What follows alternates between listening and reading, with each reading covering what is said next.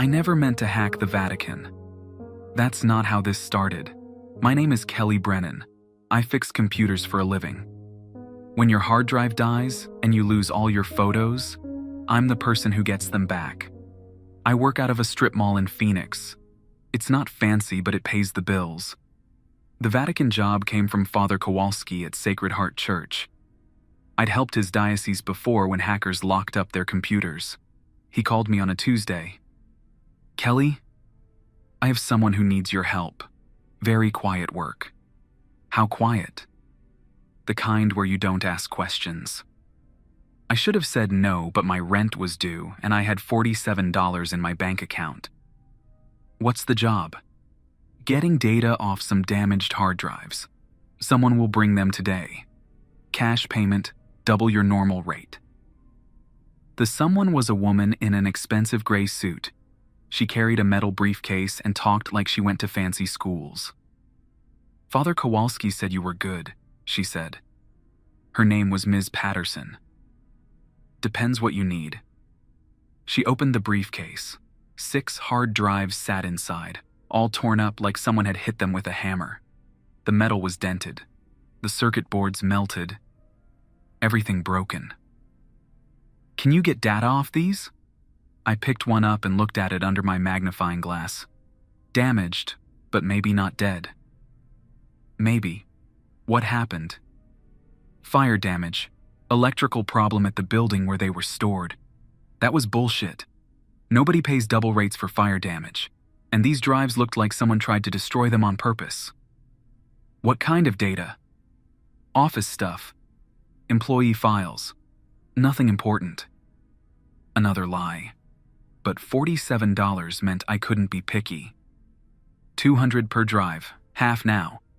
She pulled out an envelope with exactly $600 cash. New bills, never folded. "How long?" "1 week." She left without giving me her phone number or address. No paperwork, no receipt. The kind of deal that meant trouble. I spent 3 days taking the drives apart in my clean room. 4 were readable, 1 was half dead, 1 was completely fried.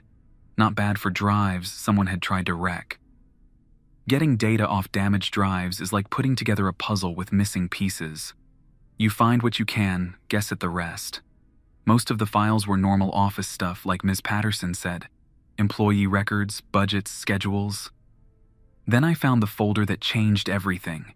It was labeled Site Management and contained files with names like containment protocols and termination procedures.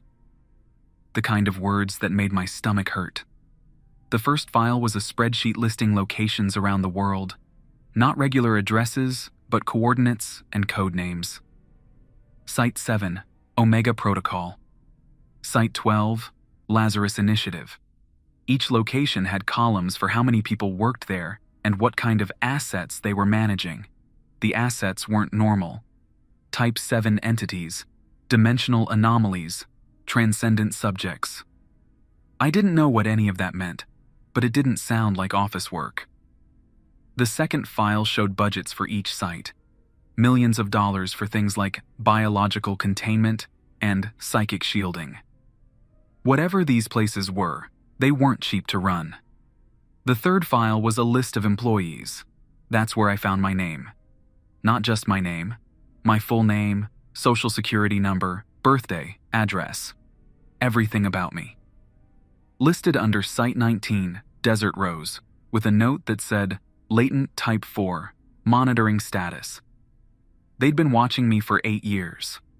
The file had details about my daily routine, my clients, my personal life. They knew what coffee I drank, what websites I visited, how much money I had. There was a section called Activation Triggers, a list of things that would apparently make my latent Type 4 status become active Type 4. Certain sounds, meeting specific people, eating particular foods. At the bottom was a note. Subject shows high probability for spontaneous awakening. Recommend immediate containment upon first manifestation of abilities. I printed everything and put copies in 3 different bank safety deposit boxes. Then I looked up the coordinates for Site 19. Desert Rose was 47 miles southeast of Phoenix in empty desert. Satellite photos showed nothing but sand and rocks. But the coordinates were exact. I drove out there on Saturday with water and extra gas. The location was a dirt road leading to what looked like an old mine. Chain link fence, radiation warning signs, an empty guard shack. But the fence was new. The signs looked professional, and when I used binoculars, I saw someone moving inside the guard shack. I parked a mile away and hiked to a hill where I could see the whole place. What I saw made me understand why they'd been watching me. The mine was fake. Behind the visible buildings was a much bigger complex built underground. Trucks moving between buildings you couldn't see from the road. Guards in military uniforms patrolling the area. And something else. Something wrong with the air above the facility. Not wrong in a way you could see exactly, but wrong in a way that hurt to look at.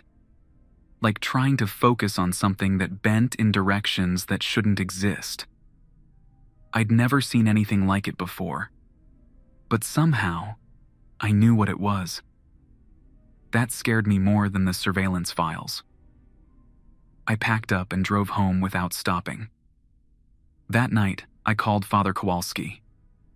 "The woman who hired me," I said. "What did she really want?" "I don't know what you mean, Kelly." "The drives weren't from a fire. Someone tried to destroy them. And the data on them, it's not normal office files." Silence on the other end. "Father? Some knowledge is dangerous, Kelly. Maybe you should forget what you found. They have a file on me. They've been watching me for 8 years. More silence. "Father, what's a type 4? The line went dead. I tried calling back. The number was disconnected. The next morning, Ms. Patterson was waiting outside my shop when I arrived for work. She wasn't alone. 2 men in dark suits stood next to a black SUV with tinted windows. "Ms. Brennan," she said, "we need to talk." "About what?" "About the files you found, and about what happens next." I looked at the 2 men. They had the build and stance of people who solved problems with violence. "What happens if I say no?" "Then we discuss this somewhere less public." I unlocked my shop and let them in. Ms. Patterson sat in my client chair while the 2 men positioned themselves by the windows. "The files you recovered contain classified information," she said. "Information that could endanger ongoing operations if it became public." "What kind of operations?" "The kind that keep the world safe from things most people don't know exist. Things like Type 4 entities?" Her expression didn't change. "You read your file." "Hard not to when my name's on it." "Then you know we've been monitoring you, for good reason." "What reason?" "Because you're not entirely human, Kelly, and we need to know when you're going to figure that out." I stared at her. "What?" "Your mother wasn't who you think she was. Your father wasn't entirely human either. You're what we call a latent Type 4, a person with supernatural abilities that haven't manifested yet." "That's insane." "Is it? Haven't you always been unusually good with technology? Haven't you always been able to fix things other people couldn't? Haven't you always known things you shouldn't know?" I thought about the air above the desert facility. How I'd known what it was without understanding how I knew. "What do you want from me?" "Cooperation. We'll continue monitoring you. When your abilities manifest, we'll help you learn to control them. In exchange, you occasionally assist with technical work for our organization. And if I refuse, then we discuss containment options." I looked at the 2 men by the windows. They weren't there for discussion. "What kind of technical work?" "Data recovery, computer forensics, occasionally more specialized tasks that require your particular talents." "How do you know I have particular talents?" "Because you just recovered data from drives that our best technicians said were completely destroyed, and because you found files that were encrypted with security measures that should have taken you months to break." I thought about that. The encryption had seemed surprisingly easy to crack, like the passwords had suggested themselves. What's Site 19 really for? Containing entities that pose a threat to public safety, things that fall through cracks in reality, people whose abilities have developed beyond safe limits. People like me, people like what you might become. Ms. Patterson stood up. You have 48 hours to decide, cooperation or containment. Either way, this conversation stays private. They left. I locked the door behind them and sat in my shop thinking about 8 years of surveillance and files that mentioned my parents weren't who I thought they were. That night, I drove back to the desert facility. This time, I didn't stop at the ridge. I drove right up to the gate. The guard at the gate looked like he'd been expecting me. "Kelly Brennan," he said before I could introduce myself. "Please park and come with me." No questions about why I was there. No security checks. He just walked me through a door marked "Authorized Personnel Only" and down a hallway that smelled like disinfectant and something else. Something organic and wrong. "Dr. Walsh will see you now," the guard said, stopping at an office door. Dr. Walsh was a woman in her 40s with gray hair and tired eyes. Her office was normal except for the monitors showing security feeds from around the facility. On one screen, I could see people in white coats moving between buildings. On another, something large and dark paced in what looked like a concrete cell. "Sit down, Kelly. We have a lot to discuss." "How did you know I was coming?" "We've been monitoring you for 8 years. We know your patterns. When people learn the truth about themselves, they usually want to see what we do here." "What do you do here?" Dr. Walsh pointed to one of the monitors. "We contain things that don't belong in the normal world. Things that could hurt people if they were left alone. Things like me? Potentially, though you're not there yet." She pulled out a thick file with my name on it, much thicker than what I'd found on the damaged hard drives. "Your mother was Rebecca Brennan, born in Tucson in 1967. Except there's no record of anyone named Rebecca Brennan being born in Tucson that year. Your father was listed as Michael Jack on your birth certificate, but no one named Michael Jack lived at the address listed." "What are you saying?" "I'm saying your parents weren't human, at least not entirely." Dr. Walsh opened the file and showed me photographs. A woman who looked exactly like the mother I remembered, standing next to a man I'd never seen before.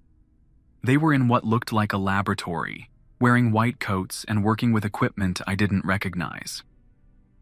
"This is your mother. Her real name was Subject 247. She was a Type 6 entity who escaped containment at Site 12 in 1991. She assumed human identity and integrated into normal society." I stared at the photos. My mother worked at a bank. She worked at a bank for 6 years.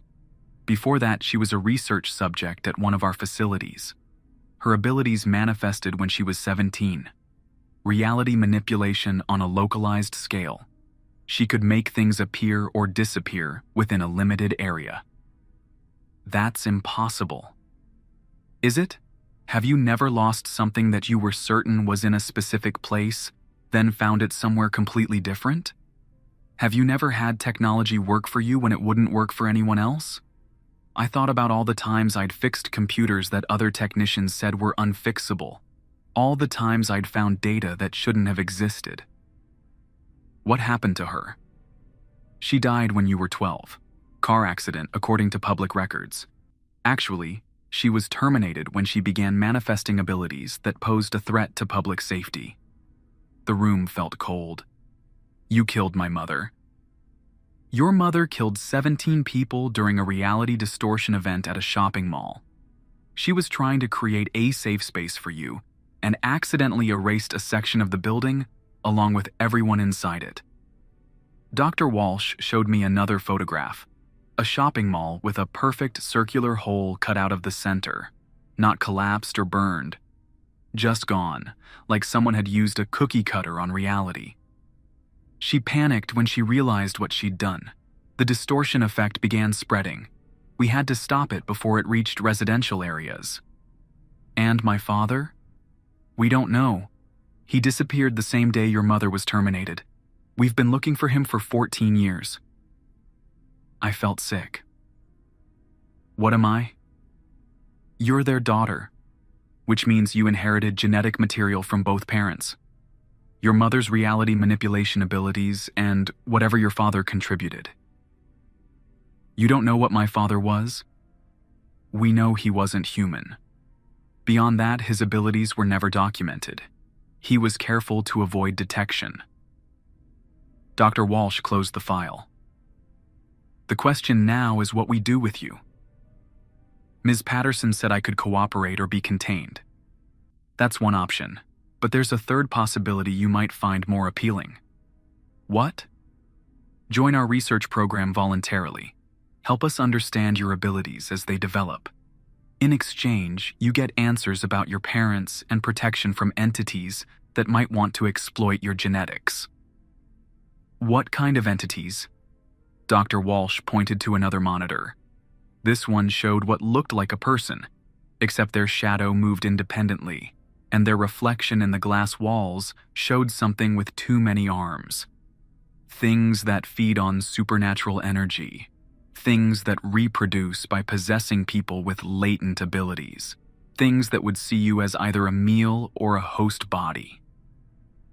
I watched the shadow thing pace around its cell. How many facilities like this exist? 37 active sites worldwide. Each one houses between 50 and 300 entities that pose various levels of threat to public safety, all run by the Vatican. The Vatican provides funding and administrative oversight, but the actual work is done by an international coalition of religious and scientific organizations. Why the Vatican? Because they have experience dealing with supernatural entities, and because they have resources that governments can't access. Dr. Walsh stood up and walked to the window. Outside, I could see more of the underground complex. Buildings connected by covered walkways, vehicles moving between facilities, people in hazmat suits carrying equipment. Your abilities are going to manifest, Kelly. That's not a question. The question is whether they manifest in a controlled environment where we can help you learn to use them safely, or whether they manifest spontaneously in a public place where you might hurt innocent people. Like my mother did. Like your mother did. I thought about the shopping mall photo. 17 people dead because someone with good intentions lost control of abilities they didn't understand. What would joining the research program involve? Living on site, regular testing to monitor your development, training sessions to help you control emerging abilities, and occasionally field work. What kind of field work? Recovery operations. When entities escape containment or when new entities are discovered, we need people with supernatural abilities to help recapture them. People like me hunt people like me. People with controlled abilities help us contain people with uncontrolled abilities. It's the difference between someone who understands their power and someone who's being consumed by it. Dr. Walsh showed me another photo. A man standing in the middle of what used to be a city block. Everything around him was twisted into impossible shapes. Buildings bent into spirals, cars fused with street signs. This is what happens when a Type 4 reality manipulator loses control completely. Chicago 2019. We had to evacuate 6 square blocks and tell the media it was a gas leak explosion. What happened to him? Termination. There was no other option. I stared at the photo. Is that what I'll become? Not if you let us help you. Dr. Walsh sat back down. I know this is a lot to process, but you don't have much time to decide. Based on our monitoring, your abilities are already beginning to manifest. The fact that you recovered data from those drives, the fact that you knew something was wrong with the air above this facility, those are early signs. How long do I have? Days, maybe weeks. Once the process starts, it accelerates quickly. And if I say no, then we monitor you until your abilities manifest uncontrollably, and then we contain you, either here or at one of the other facilities. I looked at the monitors showing the various entities in containment. People who had once been normal, who had discovered they weren't entirely human, who had lost control of abilities they didn't understand. Can I see the rest of the facility? If you're seriously considering joining the program. Dr. Walsh led me out of her office and down a series of corridors lined with thick metal doors. Each door had a small window and a placard with a number and classification. Cell 47, Type 3 Psychokinetic. Cell 48, Type 5 Temporal Anomaly. Cell 49, Type 2 Shapeshifter. How many people are here? Currently, 137 entities in various stages of containment and research. We stopped at Cell 51. Through the window, I could see what looked like a normal woman in her 20s sitting on a bed and reading a book. What did she do? Emma was a college student who discovered she could communicate with deceased people. Seemed harmless until she started channeling entities that weren't actually human spirits. What kind of entities? Things that pretend to be dead people in order to gain access to the living world. Emma unknowingly served as a gateway for 17 separate incursions before we contained her. What happens to her now? She participates in research to help us understand how her abilities work. In exchange, she receives education, medical care, and protection from the entities that would exploit her if she were released. We continued down the corridor. Cell 52 contained a man who appeared to be sleeping, except his body flickered in and out of existence every few seconds. Phase shifting, Dr. Walsh explained. He exists partially in this dimension and partially in another. We're studying his condition to develop better containment methods for similar cases. Cell 53 was empty except for scorch marks on the walls. What happened here? Spontaneous combustion event. The subject was a pyrokinetic who lost control during a stress episode. We managed to contain the fire, but not in time to save him. I felt a chill. Do many of them die here? Some. Usually from complications related to their abilities rather than from our research methods. But yes, sometimes containment isn't enough to keep them alive. We reached the end of the corridor and took an elevator down another level. This area felt different, quieter, with thicker doors and more security cameras. High-risk containment, Dr. Walsh said. Entities whose abilities pose immediate threats to facility security. She stopped at a door marked Cell 23, Type 9 Entity, Extreme Caution. Don't look directly at the subject, she warned before opening the viewing slot. Inside was something that might have once been human, but definitely wasn't anymore. It sat in the center of the cell, surrounded by what looked like floating geometric shapes that hurt to focus on. What is it? We think it was a mathematician who discovered equations that described the structure of reality itself. The knowledge changed him into something that exists partially outside normal space-time. I looked away from the viewing slot. How do you contain something like that? Very carefully, and with equipment that costs more than most people make in a lifetime. We took the elevator back up to Dr. Walsh's office. I sat in her chair and tried to process everything I'd seen. The people in those cells, I said, they were all normal once? Most of them. Some were born with abilities, but many developed them later in life. Usually triggered by stress, trauma, or exposure to other supernatural entities. What triggers it? Different things for different people. For your mother, it was fear for your safety. For others, it might be grief, anger, or even intense curiosity about the nature of reality. What about me? For you, it might be the knowledge you've already gained. Sometimes learning the truth about supernatural reality is enough to trigger latent abilities. I thought about the drives I'd recovered, the files I'd read, the facility I was sitting in. You're saying that finding out about this might be what causes my abilities to manifest. It's possible, which is why we need to make a decision quickly. Dr. Walsh pulled out a tablet and showed me a form. Voluntary Research Participation Agreement. If you sign this, you become a resident researcher, rather than a contained subject. You keep most of your freedom, but you agree to live on site and participate in regular testing. What's the difference between a resident researcher and a contained subject? Resident researchers can leave the facility with supervision. They can communicate with the outside world under monitoring. They receive compensation for their participation and have input into their research schedules. And contained subjects? Contained subjects are housed for public safety reasons. They have limited freedom and limited contact with the outside world. I looked at the form.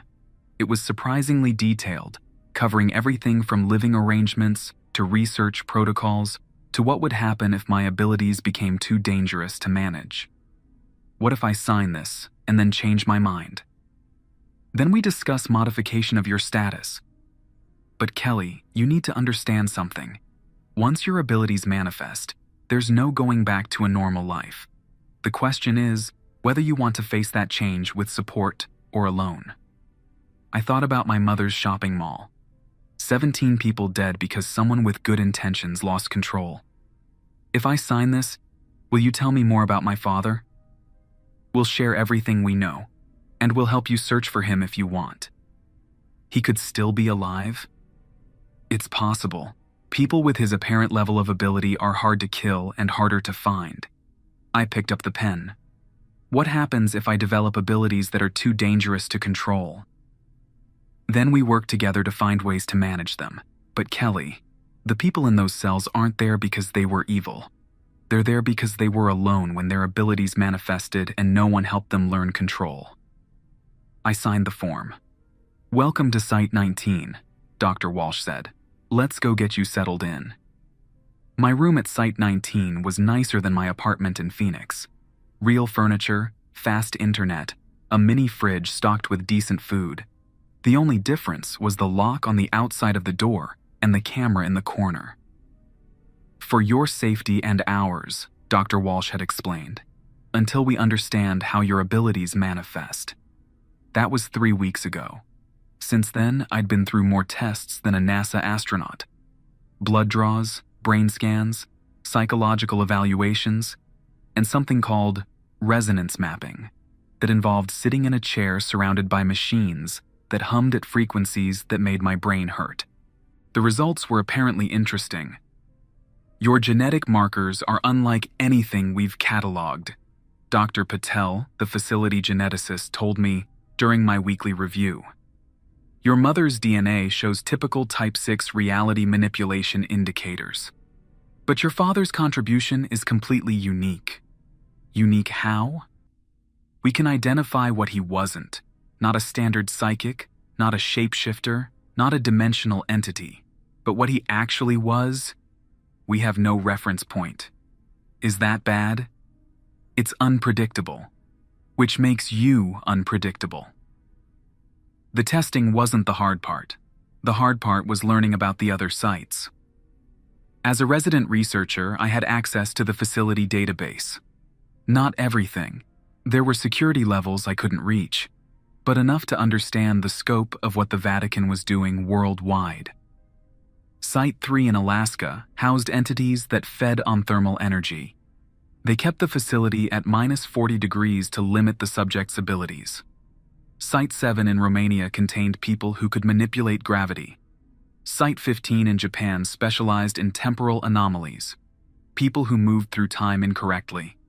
Each site had detailed files on their subjects, names, backgrounds, how their abilities had manifested, what containment methods were being used. Reading through them was like looking at a catalog of human misery. Marcus Williams, Site 8. Discovered he could heal people by touch when he was 16. Used his abilities to help at a children's hospital until he accidentally healed a child's cancer by transferring it to himself. The cancer mutated in his system and became something that could spread to others through physical contact. Contained for public safety. Lisa Rodriguez, Site 12. could communicate with plants until the plants started communicating back with information about buried bodies, hidden crimes, and things people had done in forests decades ago. She began sharing this information publicly, contained when she started predicting murders based on conversations with trees.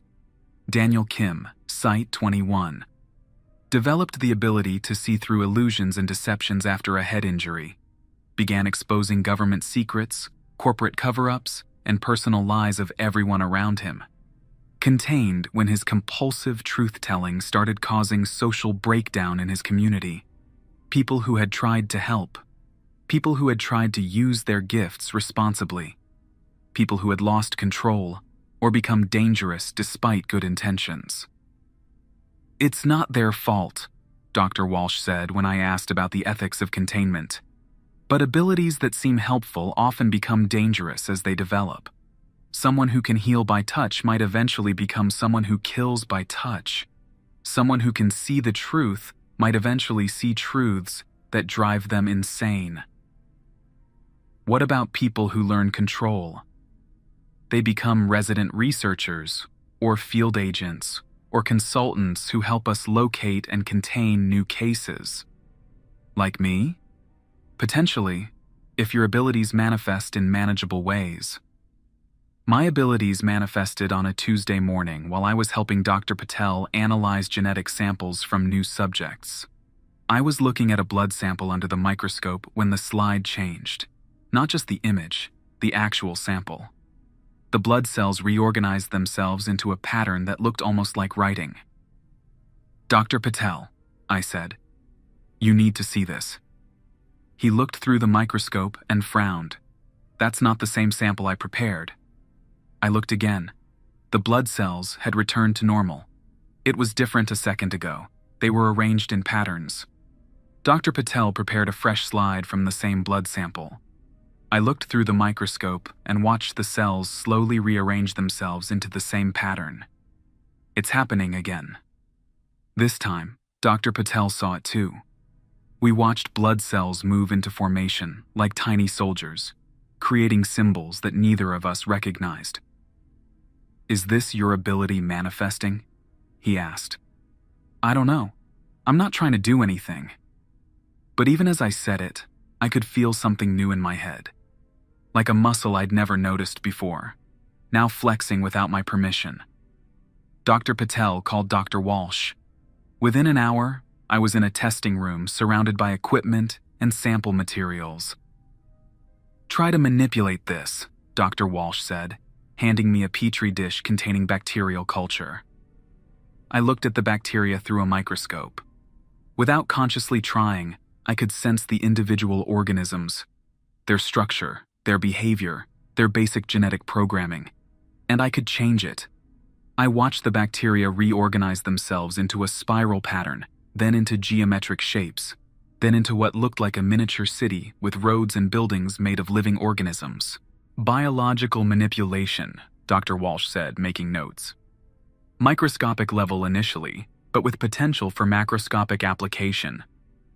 "What does that mean?" "It means you can control living things at the cellular level.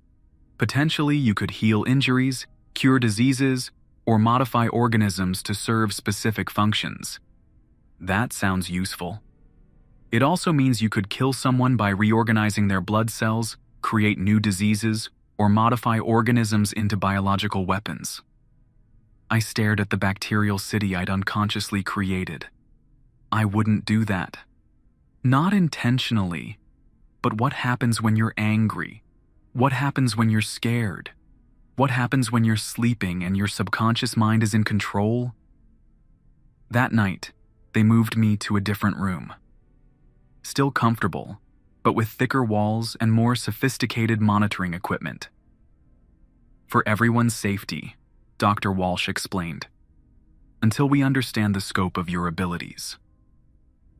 Over the next week, my abilities developed rapidly. I could manipulate bacteria, plant cells, even small insects.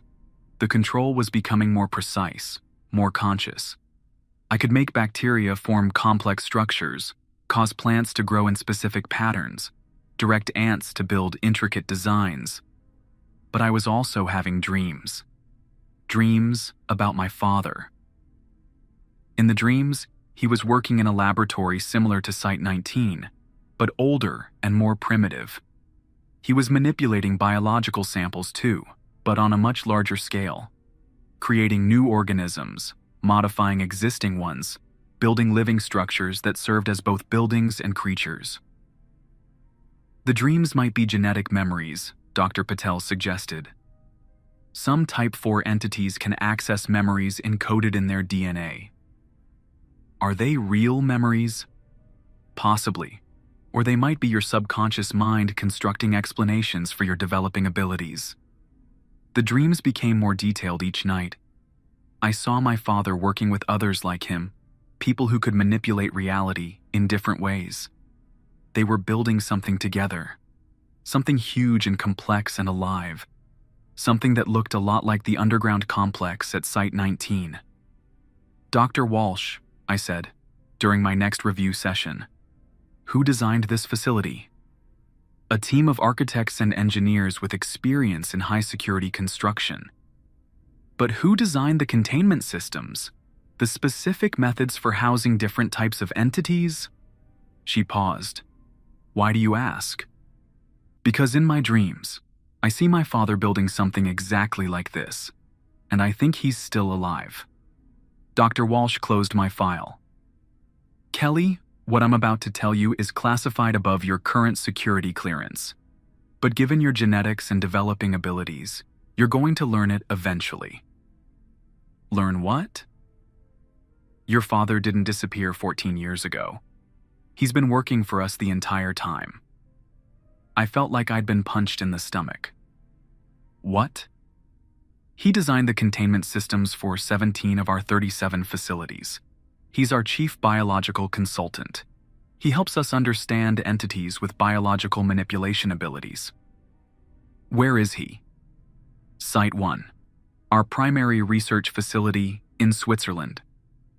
Why haven't you told me this before? Because he requested that you not be contacted until your abilities fully manifested. He wanted to be sure you inherited his capabilities before revealing himself. He's been watching me? He's been monitoring your development through our surveillance reports. He knows about your mother's death, your life in Phoenix, your recruitment to this program. Dr. Walsh pulled out a tablet and showed me a video call interface. He's been waiting to speak with you. The screen connected, and I found myself looking at a man who looked exactly like the photos I'd seen of my supposed father, Michael Jack. Except this man was clearly not human. His skin had a greenish tint, his eyes were completely black, and when he moved, I could see that his fingers were longer than they should be, ending in what looked like retractable claws. "Hello, Kelly," he said. His voice sounded like my voice, but deeper and with harmonics that made my bones vibrate. "I'm sorry we couldn't meet sooner. What are you?" "I'm what humans become when they fully embrace biological manipulation abilities. Your mother could only affect reality on a surface level. But I can reshape the fundamental structure of living things, including yourself. Especially myself. I've been modifying my own biology for over 50 years, improving my capabilities, extending my lifespan, adapting to environments that would kill normal humans." I stared at him through the screen. "Are you still human?" "That depends on how you define human. I still have human memories, human emotions, human motivations. But my body and capabilities are far beyond human limitations." "Is that what I'm going to become?" "Only if you choose to. Your abilities are developing along similar lines to mine, but you can stop the process at any point you want." "What if I don't want to stop?" "Then eventually, you'll be able to do things that most people would consider impossible. Reshape living organisms, create new forms of life, modify your own biology to survive in any environment. But I won't be human anymore. You'll be something better than human, but you'll also be something that most humans will fear and want to contain." I thought about the other entities I'd seen at Site 19. people who had developed abilities and lost their humanity in the process. Why do you work for them? Because the alternative is chaos. Without organized containment and research, people with our abilities would either hide in fear or abuse their power without restraint. This program gives us purpose and protects normal humans from entities who might hurt them. What about freedom? Freedom to do what? Reshape the world according to our personal desires? Freedom for people like us means potential disaster for people like them. My father leaned closer to the camera. Kelly, you have a choice to make. You can limit your abilities to safe levels and live as a contained human. Or you can embrace full development and become something beyond human limitations. What do you recommend? I recommend you see what you're capable of before deciding. Dr. Walsh can arrange for you to visit Site 1. See what I've built here. Understand what's possible when biological manipulation abilities are fully developed. The call ended. I sat in Dr. Walsh's office trying to process everything I'd learned. When can I visit Site 1? I asked. Next week. But Kelly, you need to understand something. If you choose full development of your abilities, there's no going back. You'll become something that can't live in normal human society. Like my father. Like your father. Powerful, but permanently isolated from the normal world. What about people who choose limited development? They live comfortable lives in facilities like this one. They use their abilities to help with research and containment operations, but they remain essentially human. I thought about my room with the lock on the outside. Comfortable imprisonment. Protected purpose. It's not the same thing. That night, I dreamed about my father again. But this time, I also dreamed about my mother. In the dream, they were arguing about something. She wanted to leave, to live normally with me. He wanted to stay, to continue developing his abilities. In the dream, I saw what happened at the shopping mall. My mother hadn't lost control accidentally. She'd been trying to create a pocket dimension where we could live safely, away from the surveillance and containment programs. The reality distortion had been deliberate. The 17 deaths had been an acceptable price for our freedom. I woke up understanding that my parents weren't just victims of their abilities. They had been willing to kill innocent people to protect their family. And I was their daughter. A week later, I made my choice. I called Dr. Walsh into my room and handed her a signed form. Voluntary containment request, I said. I want to stay at Site 19 as a contained subject, not a resident researcher. She looked confused. Why? Your abilities are developing well. You could have significant freedom as a researcher. Because I've been reading the files, because I know what happened to my mother, because I understand what I could become if I keep developing these abilities. Kelly, you don't have to limit yourself. Yes, I do. My mother killed 17 people trying to create a safe space. My father helped design prisons for people like us. I'm not going to become someone who thinks other people's lives matter less than my freedom. Dr. Walsh sat down. Are you sure about this? I'm sure. I want my abilities suppressed to safe levels. I want to stay here and help with research, but as someone who can't hurt people, not as someone who chooses not to. The suppression process is permanent. Good. They moved me to a regular containment cell the next day, comfortable but secure. I work in the lab helping Dr. Patel with genetic analysis.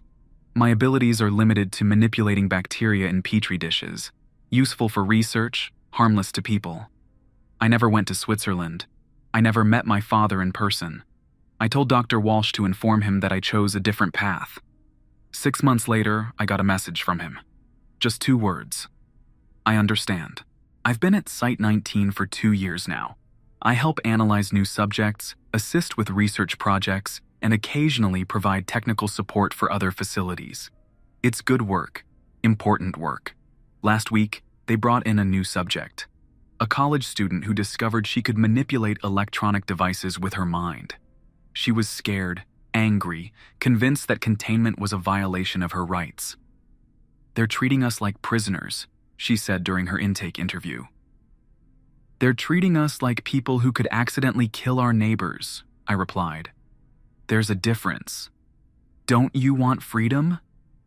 I thought about my mother's shopping mall, about the 17 people who died because someone with good intentions lost control. "I want to sleep at night, knowing I haven't hurt anyone," I said. "That's freedom enough for me." She's adapting well to containment. Her abilities are being suppressed to safe levels. She'll probably become a resident researcher in a few months. I still have access to the database. Still read about the other sites, the other subjects, the ongoing work to keep dangerous entities contained safely. It's not a perfect system, but it's better than the alternative. And sometimes choosing limitations is the most human thing you can do.